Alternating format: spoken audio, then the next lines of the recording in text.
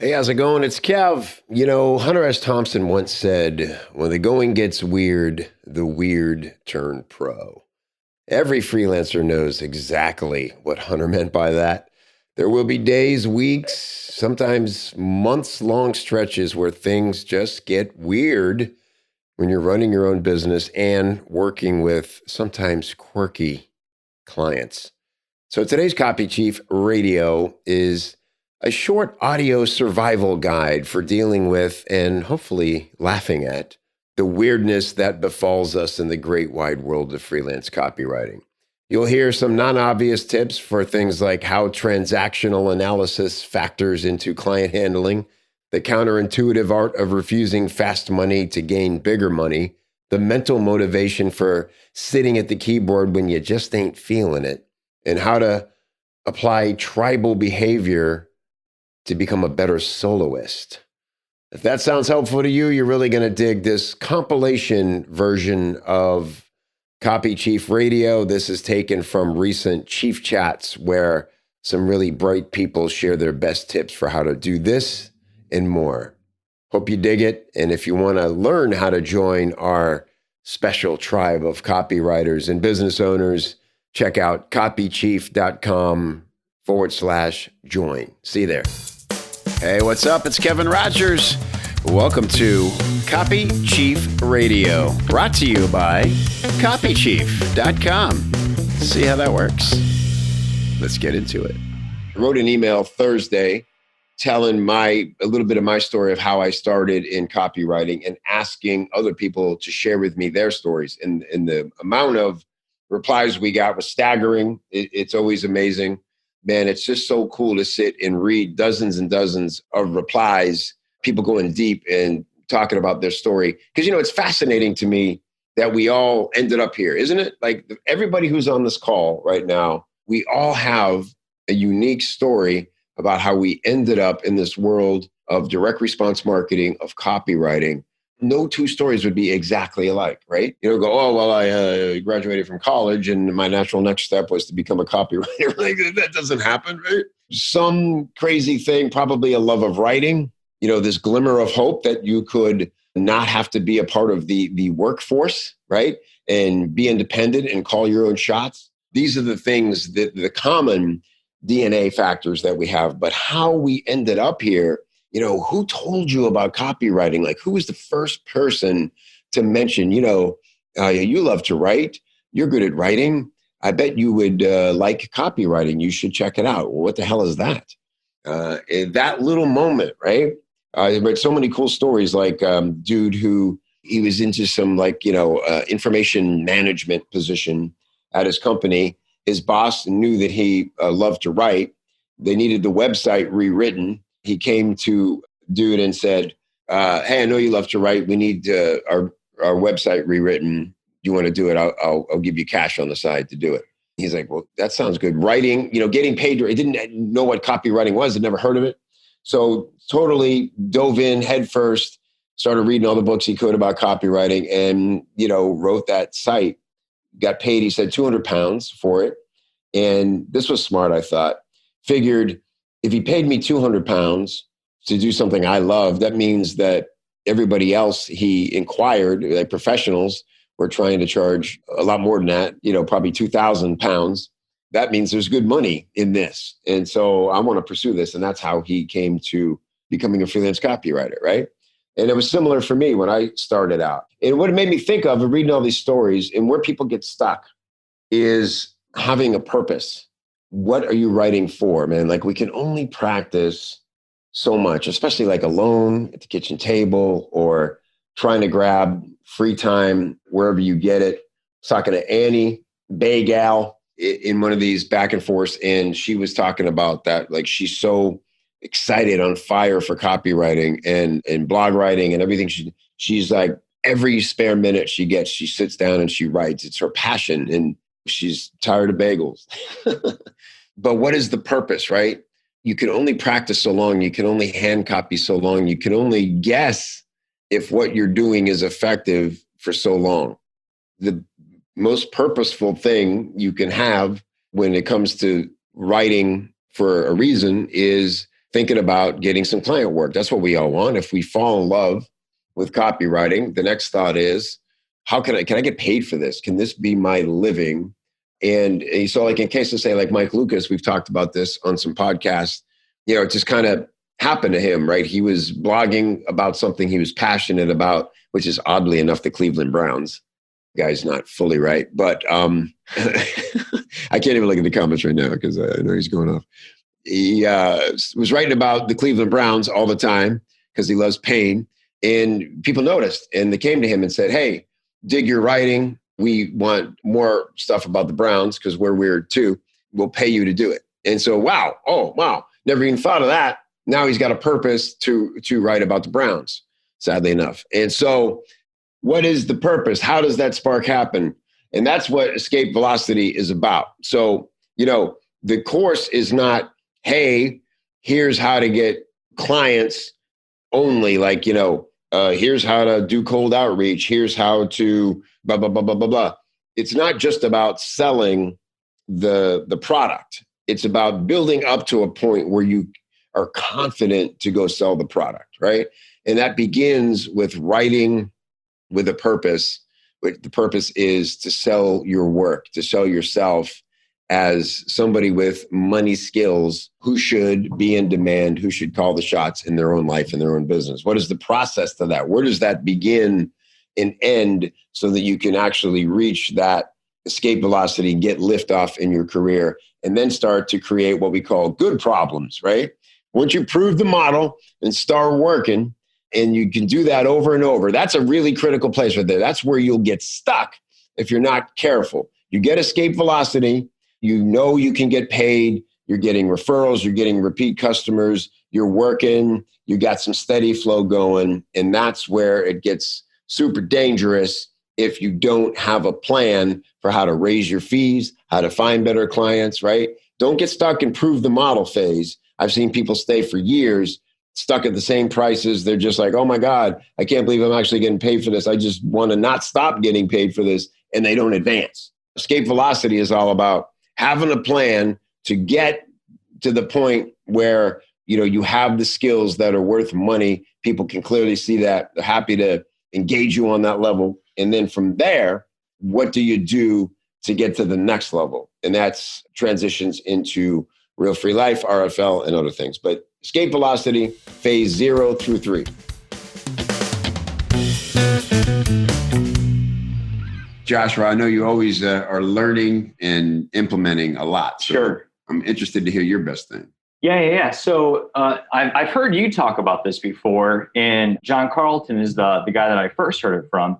But John talks about being the adult in the room. And I know that, again, that's something that we've talked about quite a bit in the threads and Real Free Life and Escape Velocity and whatnot. And so John has a degree in psychology. And I don't know if he is familiar with this or not, but in psychology, there is a subset of study called transactional analysis. Have you ever heard of that? I have not. It was like a big thing in the 70s and like 70s and the 80s. And there's a whole bunch of books written about it. One book is called Games People Play. I know you're purging your library, but for somebody else, maybe that might be a book that they can look up. Games People Play. And it's amazing. Like you're definitely familiar with the concept of this if you look at it a little bit more, but it talks about these different power plays and these different, interactions that we have and, who's doing what and the manipulation and the persuasion. And it's really good. There's lots of stuff on it. In fact, the entire Sandler sales training system is based off of transactional analysis. Oh, interesting. So it's all about human interactions. And so in transactional analysis, TA, there's this concept called the 3 states, the 3 egos, the 3 states of maturity. It's a child, a parent, and an adult. The thing is, Kevin, most people never progress from a child to an adult, let alone a parent. And so the difference between those 3 egos is that the child is emotional, impulsive, gravitates towards pleasure, is afraid, doesn't want to take responsibility. And the fact is, that's how most people live their lives. They're afraid. Jay Abraham says most people are silently looking to be led, begging to be led. They gravitate towards what's easy, what's enjoyable, what's pleasurable. The adult, though, is it's like the monkey brain versus the lizard brain. The adult is the logical, rational, tempered, calm. They're thinking about the consequences of their actions. They're thinking of the consequences of others. They're thinking about, second order things, third order things, and they can plan ahead. Whereas the child, they just want what's in front of them now. They want the immediate gratification. And then the parent, not every adult is a parent, obviously, but some people that grow into becoming parents, either relationally speaking or biologically speaking, they can be critical or they can be caring. And so we see like the difference between a nurturing parent versus a critical parent. Like my parents were pretty critical. Like I've had to overcome issues of being a little not warm enough in relationships because I wasn't raised in an environment that was warm and caring and loving. And, and so this shapes people's personality and dynamics. But here's the thing, as copywriters, as freelancers, we have to remember that most people are living from their inner child. Mm-hmm. So they want things like what Darren is talking about. The clients want things now. They're not thinking about you. They're not thinking about your schedule. They're not thinking about your fees or these other things. They're thinking only about themselves. People are selfish, And so when John talks about being the adult in the room, I've been studying this and reading this, and I heard him say it on a podcast or something. I thought, oh my goodness, that's transactional analysis. That's the exact same thing. And so we can take that responsibility to become the adult in the situation and set our own standards. You just mentioned that about, Real Free Life and Escape Velocity. You have to set the bar for how people treat you. That's right. Your own boundaries. You have to set your own standards. I heard that recently. I took what John heard. I took what I was, learning in this book, and I thought, oh my goodness, there's a confluence there of, ideas. And there's been a couple of times here with prospects, one prospect in particular, where that scope creep began to come in. And I just had to have that conversation. And I didn't shrink back from it. You can't shrink back from these things. You can't, tuck tail and be submissive and say, oh, okay, whatever you say. No, you have to determine your interactions and what you're willing to accept and allow in that client relationship.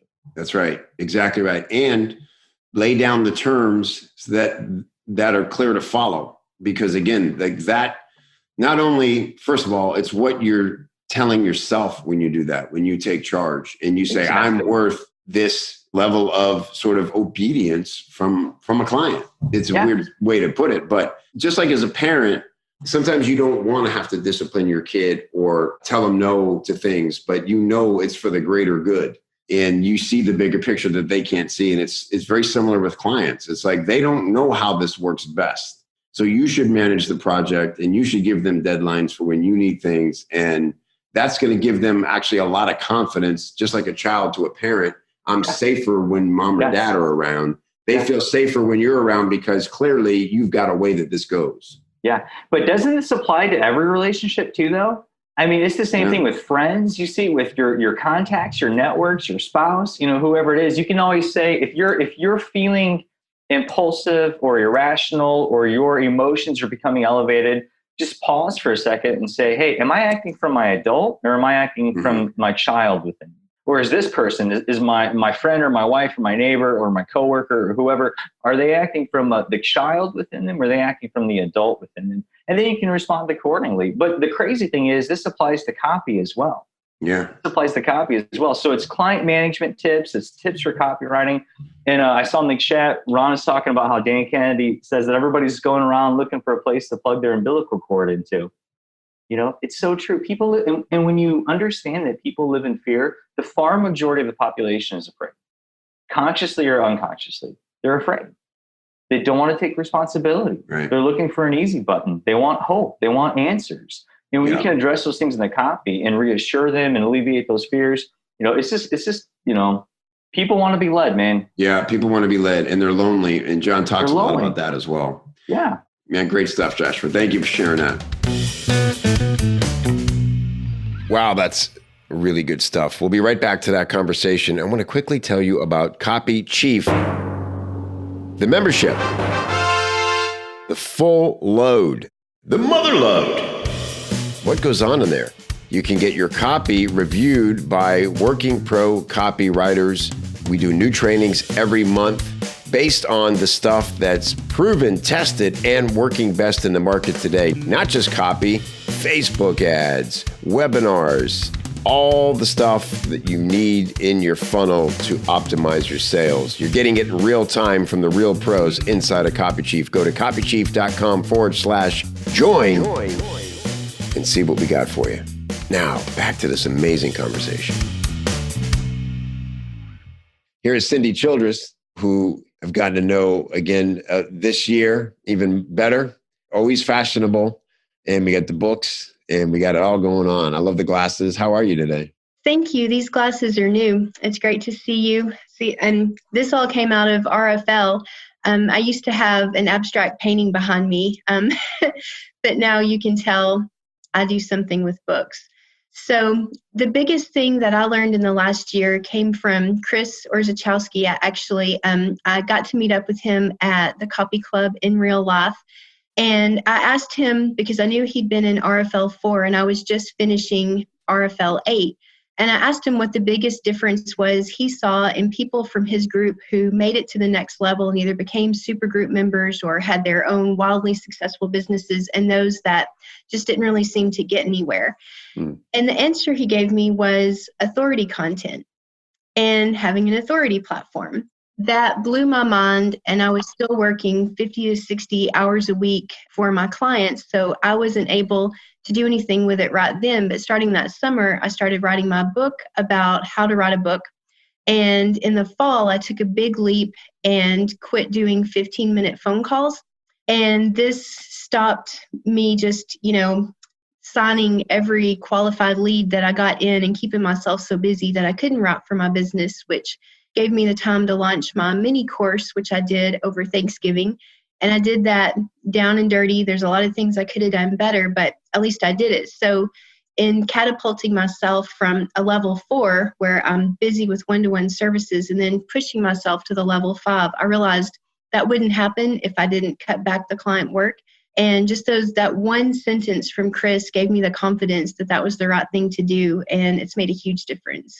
Wow. Love it. I love that you didn't just collect information and leave it at that, right? That it is that seeking that often triggers, oh, that's the real thing because there's a lot in RFL, and it's your question then was, I see the value in all of it. What's the one thing, Chris, guy who came out of this and has become a superstar, and to get a clear answer and then know that's what I focus on. By the way, kudos. One of the things that's the hardest to do is realign. And again, man, we get so stuck in making new money come our way that we don't invest in a moment to pull back and say, what if I could have it better? And so, sure, you could recognize 15-minute consults as a way to keep business flowing, even knowing either directly or indirectly that was actually costing you money. To stop doing it and say, I'm going to do it another way is so rewarding when that works out for you, because it's one of the scariest things to do in business. Yes, definitely. Thank you so much. Yeah. Thanks for sharing, Cindy. It's always great seeing you. Likewise. Rachel, hello. Hi, how are you today? Good. You also look perfectly cozy, like, wearing that nice puffy vest that must feel great, but you're not freezing otherwise. It's just cozy. Yeah, it's kind of cold here. I'm in New Jersey, so it's probably a couple degrees colder than before. But your teeth aren't chattering. You're inside. We're safe. Yeah, I like being cozy. It's the time of year where I just go from like cup of hot tea to cup of hot tea just all day long. Yeah. The best. Okay. What's the best thing all year, Rachel? Oh my gosh. The beginning of this year, I was feeling burnt out and directionless, and I didn't really know what to do with my business. And then I had this amazing Uber ride with Melanie Warren where she's like, you need to join Copy Chief. So I started looking into it and I joined, and then I got into RFL. So I think the biggest thing for me throughout this year is understanding the power of community. And that has just made an enormous difference in my business, because I feel like now if I have a problem that I'm encountering, I have a group of people that I can go to and get advice on a really grand scale. And then I also feel like now I have this smaller group of people in my RFL group, and then There's like 2 or 3 people that I have like regular conversations with weekly about my business, just brainstorming ideas. Like I had this amazing call with Keith Trimbles yesterday, and we were just throwing ideas back and forth about how we could help each other's business. So I think that community has just been business changing for me this year. It's been really great. So if you are feeling lost, and I know most people in here maybe are already part of Copy Chief, but just in general, like connecting with a group of people within the larger community can make such a difference with your business and really help you feel happier and like everything's not going to overwhelm you. Thank you so much for that endorsement. It's been great having you as part of the community. From the moment you came in, you were super engaged and taking action. It's been great to see you evolve in many ways and learn from you. We've all learned a lot from you. You are a world premier expert at lead magnets and understanding your avatar and attracting that person to you in a very welcoming way. And that's something every business needs. So can't wait for next year, now that you've got this community at your side, to see how you're going to shine. It's really exciting. Yeah, I'm excited. Super excited to see what 2020 brings. Awesome. Thank you, Rachel. Appreciate you sharing that. Thanks, Kevin. And, that's another thing I was talking earlier about specializing. Anytime lead magnets come up now, I'm saying Rachel's name, right? Because she took assessment of the things she enjoys doing, and it all led into, oh man, I could really help people create a great lead magnet. And obviously from there, she can instruct and help them strategize the funnel, the marketing, how to grow their audience, how to sell better, all those important things. But it can be the simplest thing that we know is in great demand. Lead magnets are never going away. If it so happens that you take assessment and realize, wow, that's something I really love to do, guess what? That gets to become your specialty. And once you get rid of all the head trash that says, oh, what if it should be something else? Or what if it's not important enough? Or what if and you just let it be what it is, embrace it, and start to shine your bat signal, then it's crazy how quickly things fall in line from there. So it's been exciting to watch with Rachel and lead magnets. Thinking about our careers, who's focused on 2020, man? Like, what do you got going? How many of you are freelancers, by the way? Say yes. Yes, yes, yes. If you're a freelancer, many of us. Woo, look at that. Look at all those yeses. Love it. Yeah, man. Power to the freelancers. And so how you feeling about 2020, man? This is the time where we kind of sit back and reflect, and we come face to face with people we see once a year, and they go, oh, how's it going? Last year you were talking about that you were going to do freelance work or something, right? Or work from home. How's that shaping up? How do you feel about your reply to that question? Feel good? Feel proud to give the update? Like, what's the body language when you're going to get asked that question? How's that freelance thing going? Are you like, so glad you asked? Oh my God, it's been amazing. It's or is it the other? I have an idea. Where's Mike Lucas? This would be funny, Mike. I'm going to totally improv something right now. Mike, are you ready to come on? Mike, let's improv that scene in both directions. All right. So Mike Lucas, Mike and I happen to be 2 bald guys. What's up, buddy? Hey, man.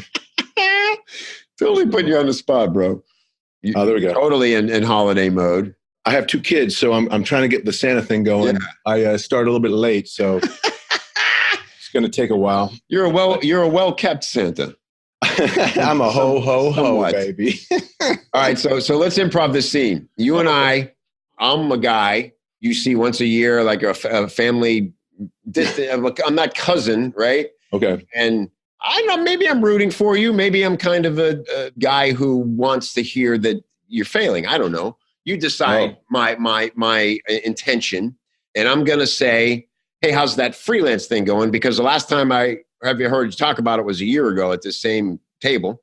Let's do the it's going great version. Okay. And the been no progress version, right? Okay, so basically I'm answering first as me now and second as me at year 3 of my journey. Perfect. So first, this will be now. So we'll have to guess which one is which. Oh, okay. All right. So, hi, hey, what's up, Mike? Hey, How's that freelance thing going? Oh man, thanks for asking. God, dude, I tell you what, this is the best thing that I've ever done. I sit at home in my pajamas and write and make more money than I've ever made in my life. That's basically it. I swear to God, dude. At first it was tough, but then I swear, once I figured it out, man, I got clients. I got so much work. I don't even know. Like, I have to turn people down and tell them, hey, man, I would love to, but unless you're willing to pay double, I can't do it.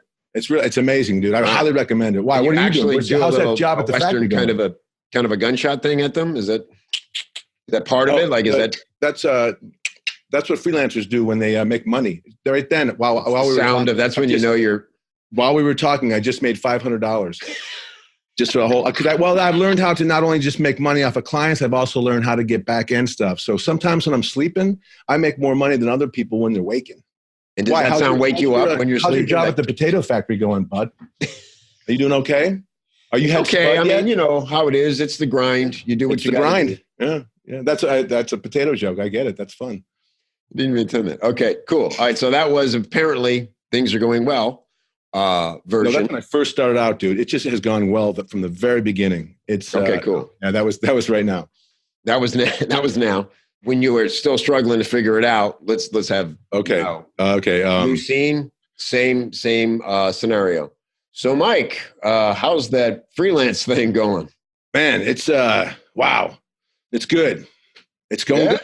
It's going good, man. It's so far, like it's well, there's a lot of choices you have to make, man. I didn't realize a lot of stuff, but I'm glad I did it.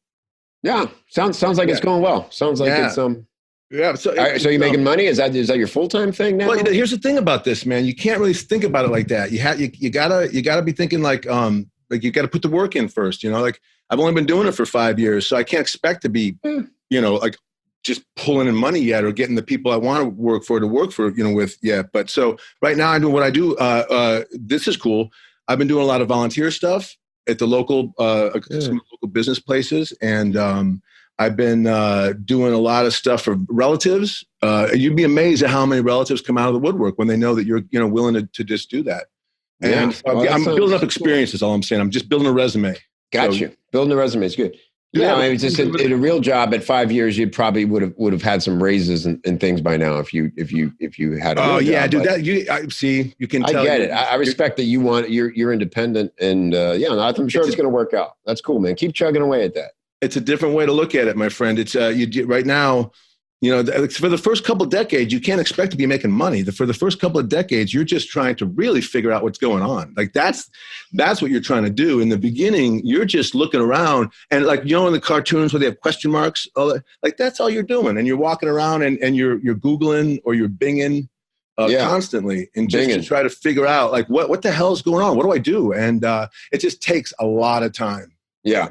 But cool. You gotta be patient. All right. Well, good luck with it, man. And they got some openings over at that potato plant. How's it go? Like, can you do that thing part-time, or is like how? No, we're pretty full there. But speaking of potatoes, still grind. Could you hand me the mashed potatoes? I think they're on your side. Yeah, here you go. Thanks, man. There you go. Anyway, Sarah, how's the baby? Okay, cool. So, how's the baby? I forgot we're at a table. I would have done more that whole time if I'd known we were at a table. I didn't know we were allowed to do that, Kevin. We're at a table. There was other people. It's going okay. I can do it all. I'm drinking. I'm putting the mashed potatoes on my head. Yeah. And making you're gonna have over imaginary bits going. Yeah. All right, brother. Thank you. Appreciate it. Fun. Mike Lucas. Oh God. The improv king. Yeah, which one of those scenarios conversations will you be having this holiday season? Hey, you want to be on the inside of all the best converting campaigns in marketing, the latest, greatest copywriting techniques? Find out what's really working today from people out there making it work, doing the testing, getting the results, sharing with you, reverse engineering, great copywriting, plus a whole catalog of trainings to help you do everything from write better story, better email, Facebook ads, YouTube scripts, We got it all for you inside at Copy Chief. Go check out copychief.com/join to learn how to become a member. And if you'd like my free book, The 60-Second Sales Hook, where I turned a joke formula into an irresistible sales hook that you can deliver in under 60 seconds, go to 60secondsaleshook.com and grab yourself a free copy.